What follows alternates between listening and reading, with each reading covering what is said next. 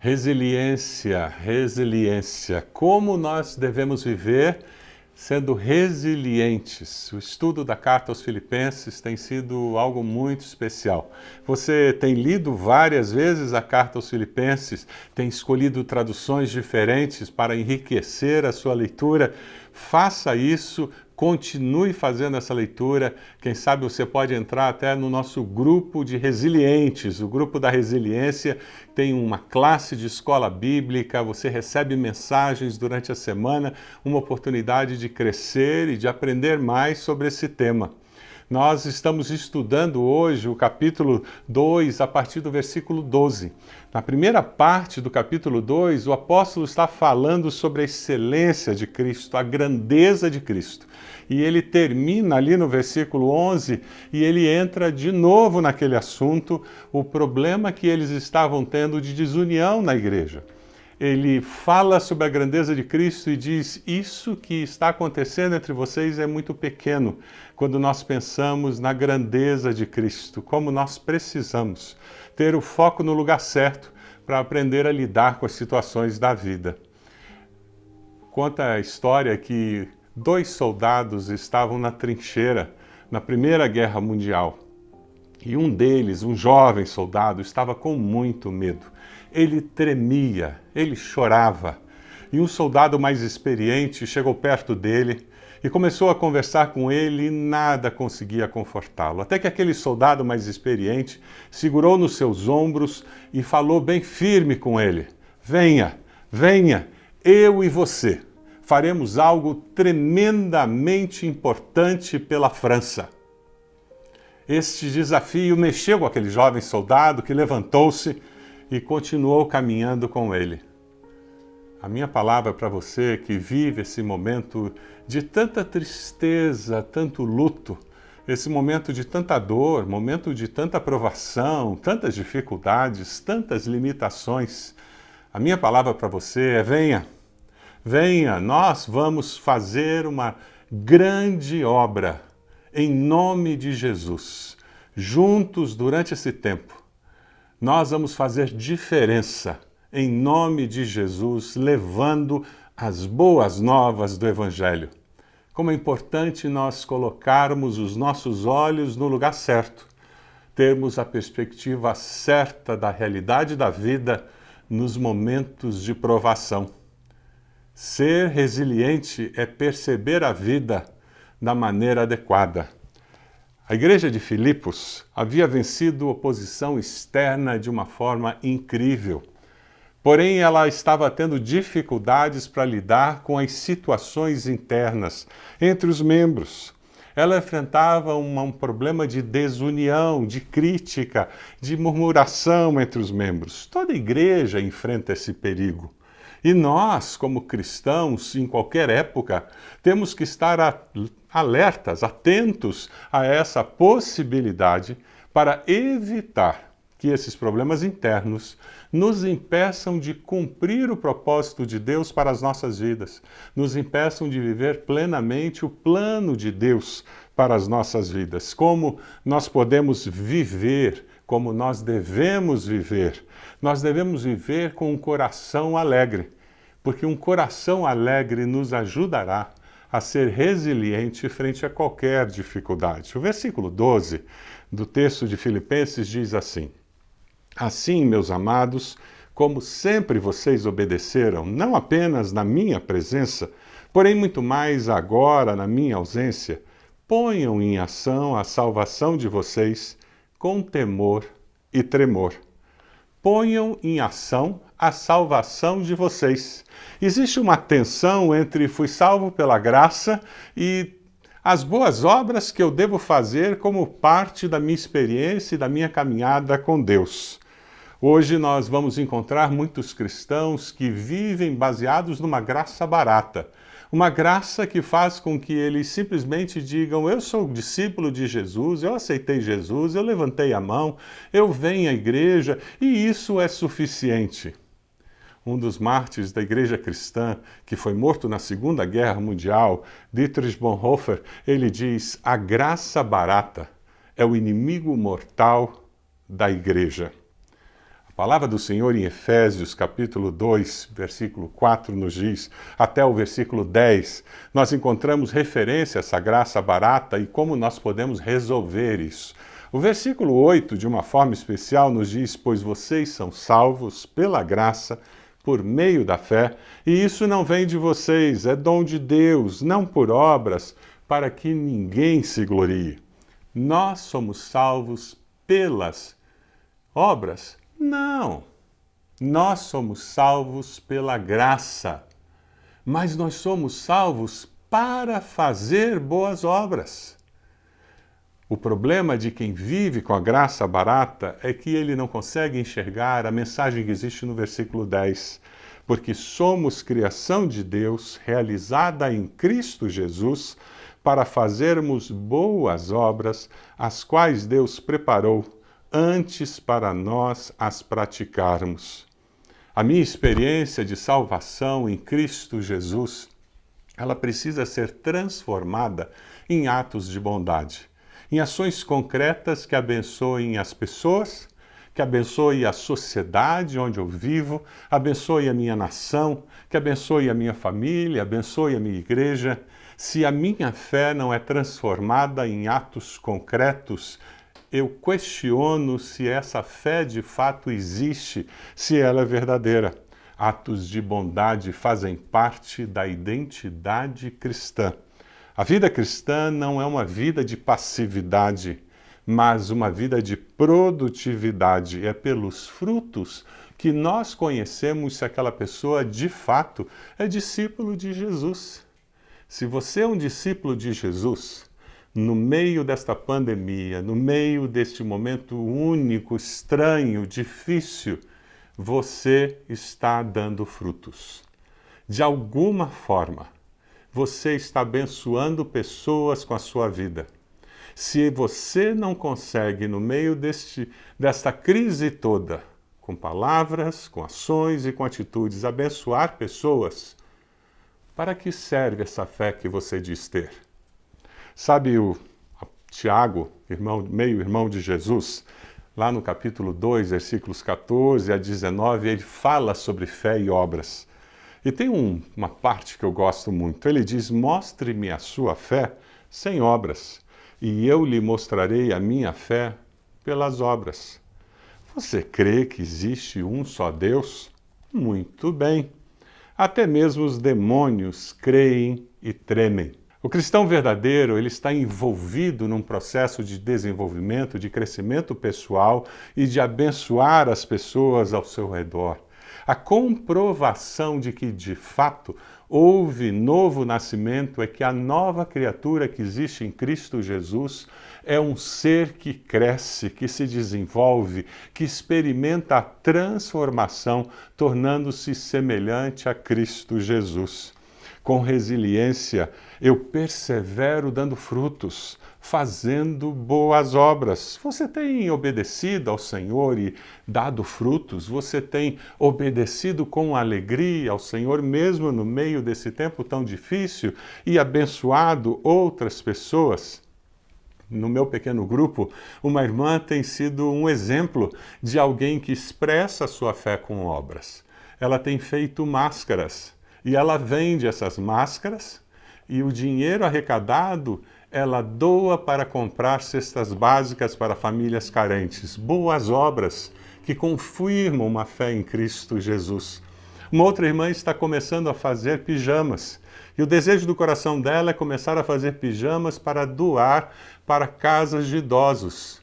Uma fé que se transforma em ações de amor, em atos concretos de bondade. Como a sua fé tem se manifestado de uma forma concreta?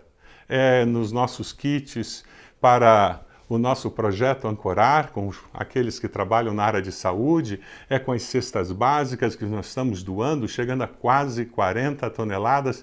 Eu não sei como a sua fé tem se transformado em ações de amor, abençoando um vizinho, um parente, mas se você é discípulo de Jesus, você vai obedecer ao Senhor e transformar a sua fé em atos de bondade, ações concretas que abençoam as pessoas ao seu redor.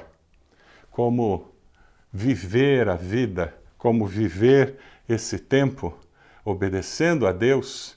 E o texto continua dizendo algo muito importante: temendo a Deus. O temor e tremor são fundamentais para experimentar a vida cristã com saúde.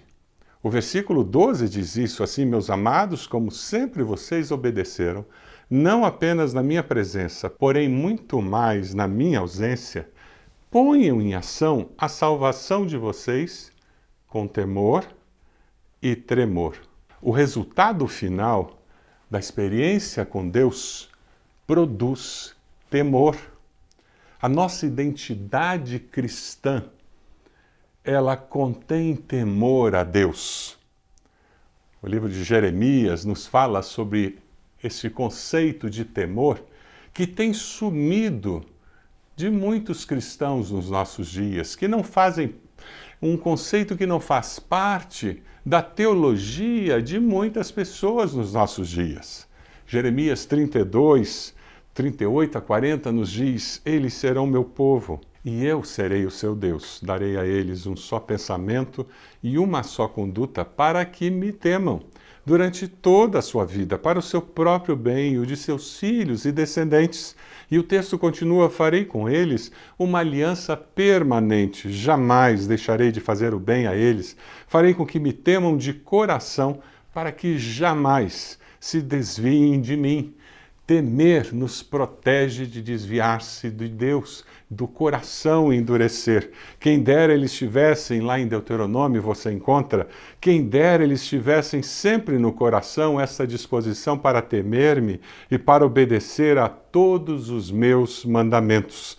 Moisés temia a Deus e o povo não temia. Por isso o povo se afastava dos caminhos de Deus. Um repórter foi até a prisão e ele foi entrevistar um líder evangelista de televisão muito famoso que estava preso por fraude. E naquele escândalo todo descobriu-se um problema com adultério também. E aquele repórter, muito curioso, ele fez uma pergunta àquele homem dizendo: quando que você deixou de amar a Deus? E aquele televangelista disse: eu nunca deixei de amar a Deus. E o repórter não entendeu o que estava acontecendo e disse: como assim? Você não deixou de amar a Deus? Ele disse: não. Em momento nenhum eu deixei de amar a Deus. O meu problema é que eu deixei de temer a Deus. Por isso eu fiz o que eu fiz.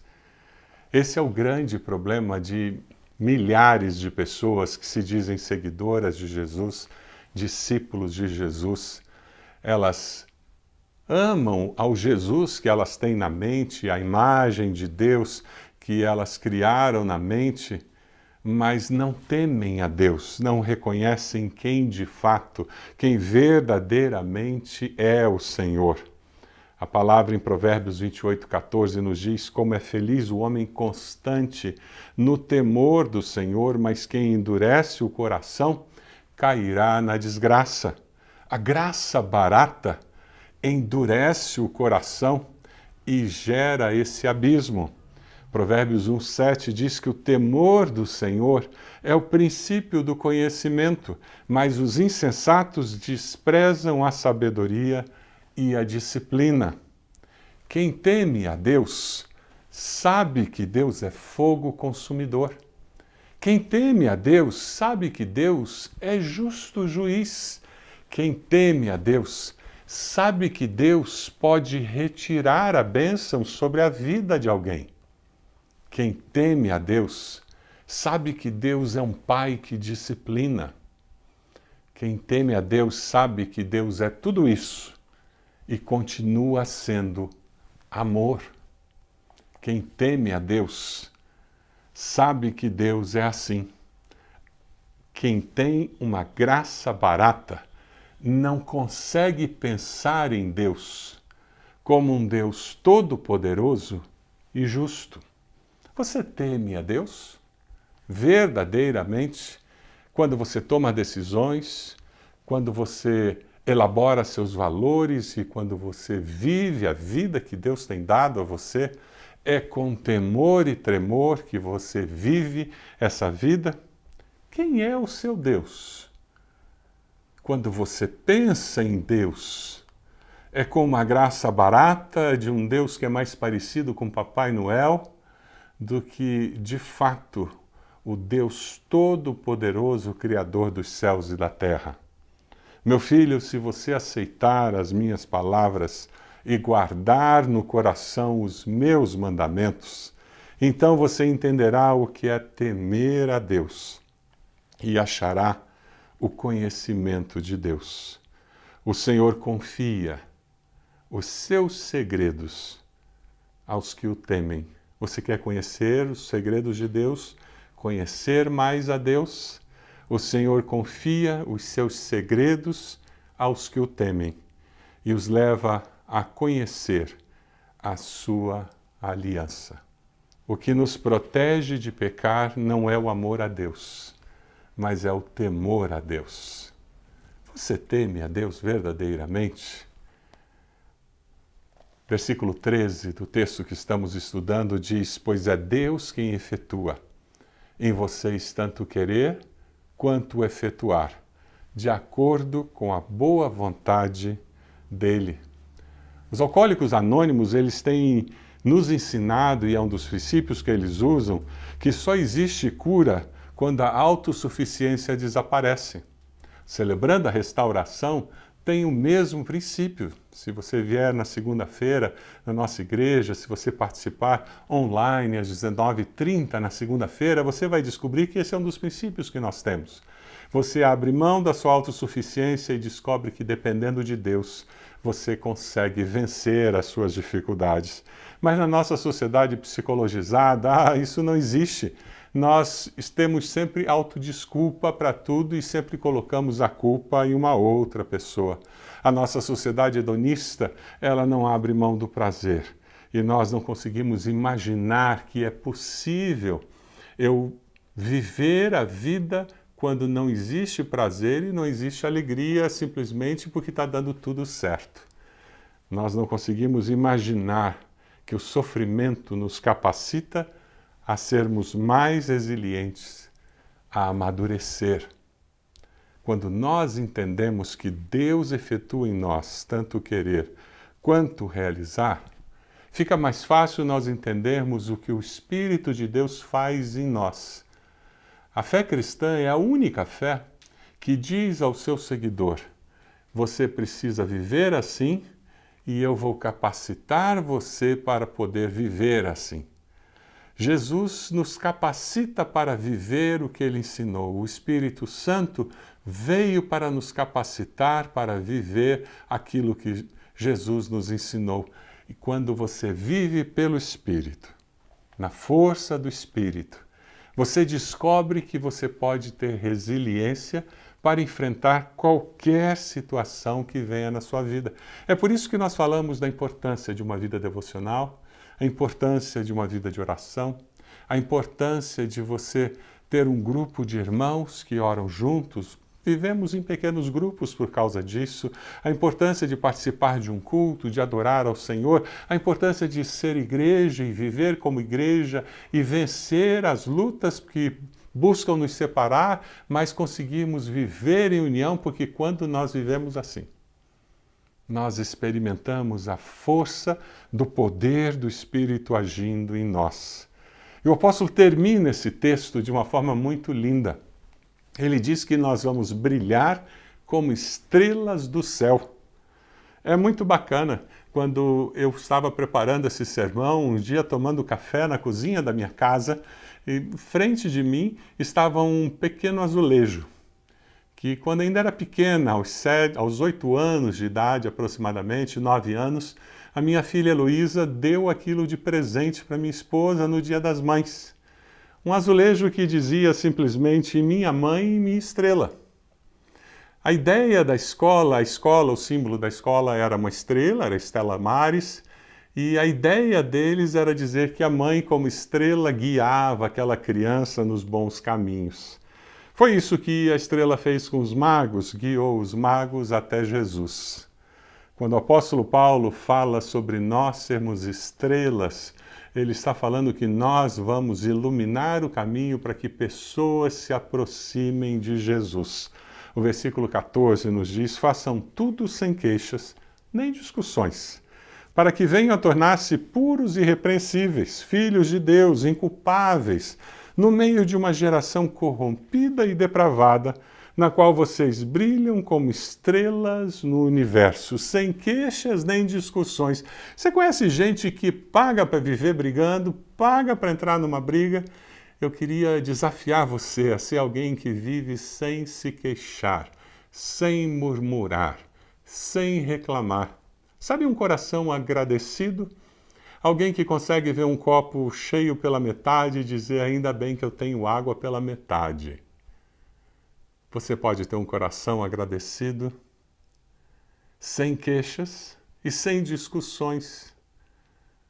Seja aquela pessoa que tem uma palavra de paz dentro do seu lar. Seja aquela pessoa que tem uma palavra de paz no lugar do trabalho, naquele grupo de estudo da sua faculdade. Seja uma pessoa que tem uma palavra de paz naquele condomínio onde as pessoas estão sempre querendo brigar. Seja uma pessoa que promove a paz, porque você segue e é discípulo do Príncipe da Paz. Puros e irrepreensíveis, alguém que vive a pureza do Evangelho, alguém que vive uma vida onde o Espírito Santo repreende antes de alguém ter que vir repreender pelo erro cometido. Nessa sociedade corrompida, depravada, onde nós vivemos, nós precisamos de pessoas que brilhem como luzes, que sejam de fato estrelas brilhando na sociedade. Você lembra como eram nossos cultos do dia de Natal? Ah, isso vai voltar. Você lembra como era? Casa cheia, o nosso salão cheio de pessoas. Nós estávamos cantando os cultos de Natal, aquelas músicas de Natal tão gostosas. Está vendo essa imagem? Isso vai passar, nós vamos chegar lá de novo, hein? Logo, logo nós vamos estar nos encontrando e participando de cultos assim. Que saudade! Mas lembra, nós sempre terminamos o nosso culto do dia 25 cantando Noite Feliz. As luzes se apagam no salão. No começo nós usávamos vela e nos últimos anos o que temos usado é o celular. E cada um acende o seu celular e nós iluminamos o salão usando a luz de cada celular. Como estrelas brilhando e nos lembrando que nós sairíamos dali para brilhar em Curitiba, na região metropolitana, como estrelas levando a luz de Jesus, a luz da salvação de Jesus. Como eu posso brilhar? O versículo 16 diz: retendo firmemente a palavra da vida. É por isso que nós estamos insistindo para você ler Filipenses, você deixar a mensagem de Filipenses penetrar no seu coração. Nós vamos estar preparados para a volta de Jesus, preparados para viver por Jesus a cada dia.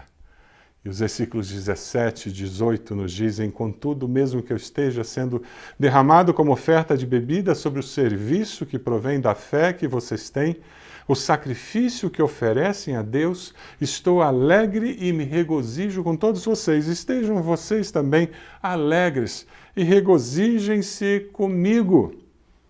Paulo termina esse trecho precioso da carta falando que mesmo que ele esteja se sacrificando, sofrendo na prisão, ele diz no versículo 17, eu estou alegre, eu me regozijo com todos vocês, estejam vocês também alegres e regozijem-se comigo. Esse é o convite que eu faço para você. Resiliência, alegria e propósito em momentos de luta. Continue com alegria, sabendo que com o Senhor nós seremos mais do que vencedores. A nossa identidade como povo de Deus, como discípulos de Jesus, como família do Senhor, é resistir com a alegria do Senhor, levando a mensagem de Cristo àqueles que ainda não conhecem. O cristão genuíno é aquele que mostra pelas obras a sua salvação. Eu queria desafiar você nesse momento. Como nós devemos viver nesse tempo, nesses dias, sendo resilientes, e por isso eu decido viver com um coração obediente e cheio da alegria de Cristo. Você decide fazer isso? Está aparecendo aqui um número de WhatsApp na tela. Eu queria desafiar você a mandar uma mensagem para nós dizendo: eu decidi hoje que eu vou viver com a alegria de Jesus. Quem sabe você vai apontar o seu celular, a câmera do seu celular para esse QR Code aqui do lado, e você vai entrar numa sala do Zoom para conversar conosco sobre essa decisão que você tomou. E nós temos conselheiros preparados para conversar com você numa sala particular, com intimidade, de uma forma privada, e nós podemos abençoar a sua vida. E quem sabe a sua decisão hoje é que você decide viver com temor e tremor, e você precisa de vitória para viver assim. Você precisa que alguém ore por você de uma forma específica sobre algum assunto para que você possa viver essa vida com temor e tremor. Quem sabe a decisão que você precisa tomar. Eu viverei para iluminar a vida das pessoas com a luz de Jesus. Eu queria desafiar você a pegar o seu celular e mandar uma mensagem agora, nesse final de culto, para uma pessoa que você conhece que não está participando do culto, uma pessoa que você conhece que não vai à igreja, e você vai olhar aí no lugar onde você está assistindo o culto, e existe uma maneira de você compartilhar o link desse culto. Eu queria desafiar você a enviar o link desse culto para essa pessoa, dizendo: olha, Deus falou meu coração através dessa mensagem e eu me lembrei de você, eu orei por você hoje. Você pode fazer isso? Clique aí nesse sinal de compartilhar, e nós vamos ver essa mensagem sendo compartilhada com várias pessoas. E essas pessoas serão abençoadas. Um amigo seu, um colega de trabalho, um parente seu. Compartilhe esse link, envie para essa pessoa agora, no final do culto. Isso é parte da sua decisão nesse momento. Eu vou brilhar a luz de Cristo hoje, enviando esse link para que essa pessoa possa ver a luz de Cristo brilhando. Você pode fazer isso? Quem sabe você está nos assistindo e você está dizendo: eu preciso desse Jesus na minha vida. Eu quero me arrepender dos meus pecados, eu quero viver amando e temendo a Deus. Eu quero Jesus como meu Senhor e Salvador. Eu quero convidar você a fazer uma oração muito simples, dizendo: Senhor Jesus, eu te agradeço. Diga isso para Ele. Por me amar, por morrer naquela cruz pelos meus pecados. Eu te agradeço por me dar a oportunidade de construir uma nova vida. Eu entrego a minha vida ao Senhor e eu confesso Jesus como meu Senhor e Salvador. Você fez essa oração?